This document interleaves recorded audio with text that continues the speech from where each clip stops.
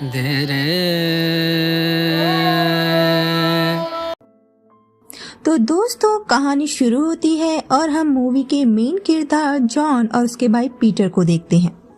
दोनों farmer soldiers थे और वॉर के बाद यूएस में सेटल हो गए। 7 साल बाद जॉन अपनी वाइफ मारी और अपने 10 साल के बेटे क्रिश्चियन से मिलता है। पीटर से मिलने के बाद जॉन अपने परिवार के साथ एक बग्गी में बैठ गया। वो अपने घर जा रहे हैं।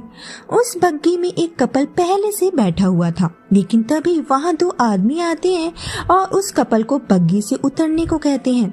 इसमें से एक आदमी का नाम पॉल और दूसरे का लेस्टर है। दोनों हाल ही में जेल से रिहा हुए हैं।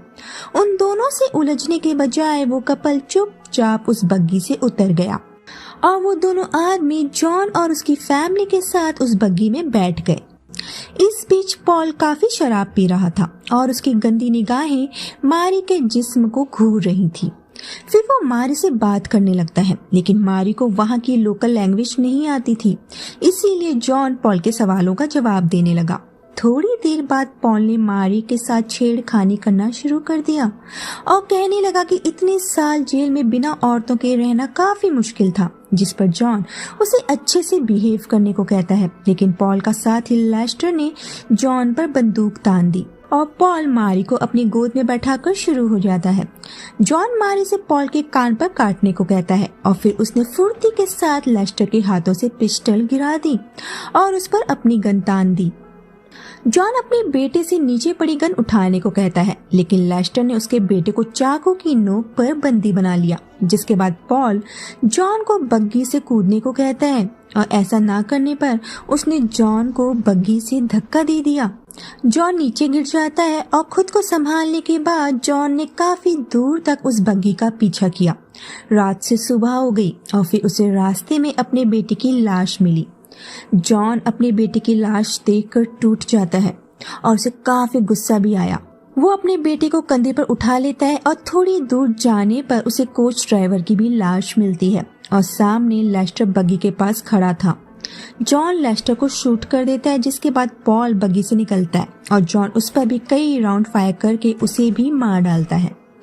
पॉल ने मारी की आबरू लूट कर उसे भी मार डाला था। जॉन अपनी मरी हुई बीवी और बेटे को लेकर घर आ जाता है। वहाँ पीटर भी था और वो जॉन से पूछता है कि ये सब किसने किया। जॉन बताता है कि मैंने उन दुष्ट आदमियों को मार डाला।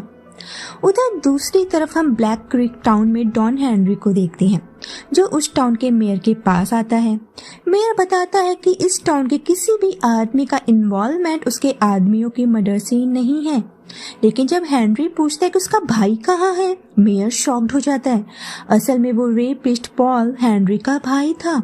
अब डॉन का भाई मरा है तो बदला तो वो लेगा। वो शेरिफ से कहता है कि 2 घंटे के अंदर वो उसके भाई के कातिल को ढूंढकर उसके सामने लाए, वरना फिर वो इस टाउन के 2 लोगों को मार डालेगा। शेरिफ को ये टास्क काफी मुश्किल लगा। वो कैसे 2 घंटे के अंदर उसके भाई के कातिल को ढूंढ सकता था। इसीलिए वो अपने टाउन के 2 लोगों को हेनरी के आगे सरेंडर कर देता है, जिसमें से एक आदमी अपाहिज था, लेकिन फिर भी उसे अपनी जिंदगी प्यारी थी, और दूसरी एक बुढ़ी दादी। हेनरी ने दोनों को मार डाला, लेकिन फिर वो एक तीसरे आदमी को भी शूट कर देता है, क्योंकि उसके हिसाब से शेरिफ ने उसे 2 आधे लोग दिए थे, एक अपाहिज और दूसरी बुढ़ी औरत। और इस तीसरे आदमी की मौत के लिए वो शेरिफ को जिम्मेदार ठहराता है। वो शहर के लोगों को भी अपने भाई के हत्यारे को ढूंढने के लिए मजबूर करता है। बाद में उन तीनों लोगों का अंतिम संस्कार कर दिया गया। उधर जॉन और पीटर भी मारी और क्रिस्टीन की बॉडी दफना रहे थे। पॉल की बॉडी को भी उसकी वाइफ मैडेलिन के सामने दफनाया जा रहा है। मैडेलिन असल में गूंगी है। इंडियंस ने उसे बंदी बनाकर उसकी जीप काट डाली थी और पॉल ने उसे उन इंडियंस से आजाद कराया और बाद में उससे शादी कर ली। हेनरी उसके पास आता है और कहता है कि वो पॉल के हत्यारे को ढूंढ लेंगे और अब से मैडेलिन उसकी जिम्मेदारी है। ये सुनने के बाद मैडेलिन उसे चुप रहने का इशारा करती है। जॉन और पीटर ब्लैक क्रीक टाउन आ जाते हैं, जहां एक औरत जो उस वक्त इस बग्गी में सवार थी जॉन को पहचान गई थी और जॉन के उस टाउन में होने की खबर शेरिफ को दे देती है। पीटर उस लड़के के पास आता है जिसकी दादी को हेनरी ने गोली मार दी थी। इस लड़के का नाम वाइचेक है। पीटर उसे बताता है कि वो और जॉन इस टाउन को छोड़कर वेस्ट की तरफ जाने वाले हैं। ये सुनकर वाइचेक पीटर से कहता है कि जिन लोगों को गन चलानी आती है वो भी अब इस टाउन को छोड़कर जा रहे हैं। असल में वाइचेक अपनी दादी की मौत का बदला हेनरी से लेना चाहता है, लेकिन पीटर उसे समझाता है कि ऐसी लड़ाई में पड़ना बेवकूफी होती है जिसमें हार पक्की हो, जिस पर वाइचेक पीटर को कायर कहता है। दूसरी ओर जॉन ने अपनी जमीन ब्लैक क्रीक के मेयर को बेच दी है, लेकिन उसे उस जमीन की आधी कीमत मिली थी। मेयर उसे पैसे देता है और कहता है कि उसे ये पैसे अपने बूट में रखने चाहिए, वरना कोई भी उससे वो पैसे छीन सकता है। मेयर से उसे पता चला कि जिसे उसने मारा था यानी पॉल असल में हेनरी का भाई था और हेनरी अपने भाई के कातिल को पागलों की तरह ढूंढ रहा है। जिसके बाद जॉन वहां से जल्दी से जाने लगा, लेकिन उसके जाने से पहले शेरिफ ने जॉन को पकड़कर जेल में डाल दिया और पीटर को भी। इस बीच ये पता चला कि Henry standard Atlantic oil company के साथ काम कर रहा है और मेयर की मदद से ब्लैक क्रीक और उसके आसपास की जमीन को अपने कब्जे में ले रहा है जो कच्चे तेल से भरी हुई है। हेनरी उस ऑयल कंपनी के मालिक को विश्वास दिलाता है कि वो जल्द ही ब्लैक क्रीक की सारी जमीन खरीद लेगा। शेरिफ जॉन को बताता है कि उसने हेनरी को जॉन के बारे में खबर दी है। शेरिफ कहता है कि एक वक्त पर हेनरी एक अच्छा इंसान हुआ करता था, लेकिन शायद उन इंडियंस के साथ जो वॉर उसने लड़ी थी उस वॉर की वजह से हेनरी का दिमाग खराब हो गया, जिसका साफ मतलब ये हुआ कि डॉन होने से पहले हेनरी एक सोल्जर रह चुका है। शेरिफ को लगता है कि जॉन भी हेनरी की तरह उसके नक्शे कदम पर चलने लगा है।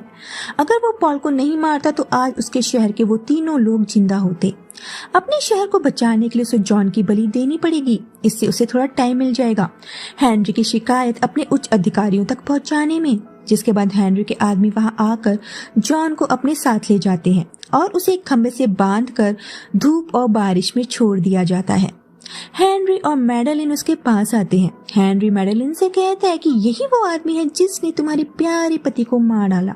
जॉन बताता है कि उसके पति ने मेरे बेटे और वाइफ को मार डाला और मारने से पहले उसने मेरी वाइफ की आबरू लूटी। ये सुनने के बाद हेनरी जॉन को मारने लगता है।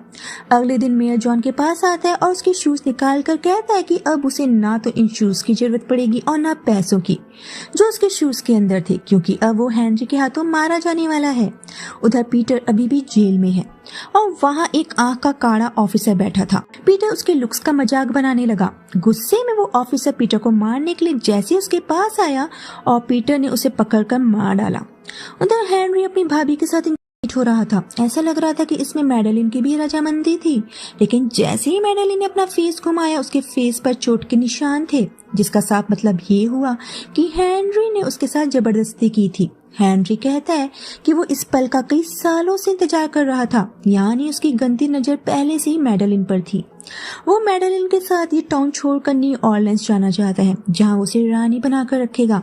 उधर पीटर भी जेल से भागकर जॉन को बचाने आ जाता है, जिसके बाद उसने हेनरी के आदमी को मार डाला और जॉन को लेकर वहाँ से भाग गया। हेनरी के आदमी उनका पीछा करते हैं। पीटर जॉन को एक चट्टान के पीछे छिपा देता है और खुद हेनरी और उसके आदमियों का ध्यान भटकाने के लिए वहाँ से भाग जाता है, लेकिन हेनरी के लोगों ने पीटर को पकड़ लिया और मार डाला। ये जॉन के लिए एक और बड़ा सदमा था। हेनरी जब वापस लौटा उसे पता चला कि मैडेलिन उसके आदमियों को मारकर सारे पैसे लेकर वहां से भाग गई है। फिर हम मैडेलिन को देखते हैं जो ट्रेन से भाग रही थी, लेकिन हेनरी के आदमियों ने ट्रेन रुकवा दी और वो मैडेलिन को वापस ले आए।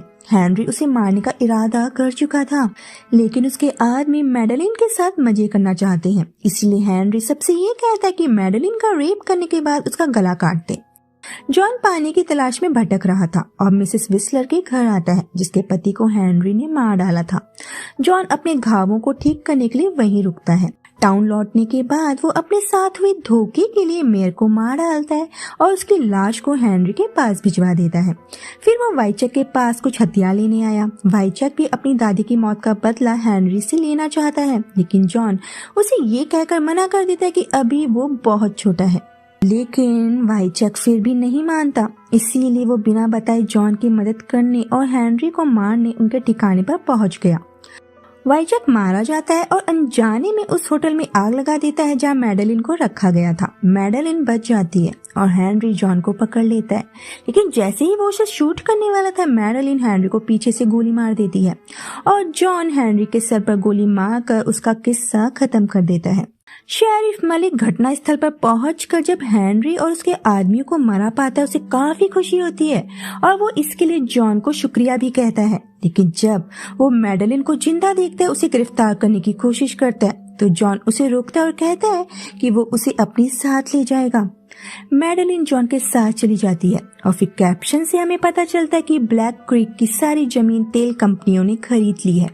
और इसी के साथ यहीं पर इस मूवी का दी एंड हो जाता है। दोस्तों, वीडियो पसंद आया हो तो वीडियो को लाइक, शेयर और कमेंट जरूर कर दीजिएगा। मिलते हैं नेक्स्ट वीडियो में, तब तक अपना ख्याल रखिए। बाय।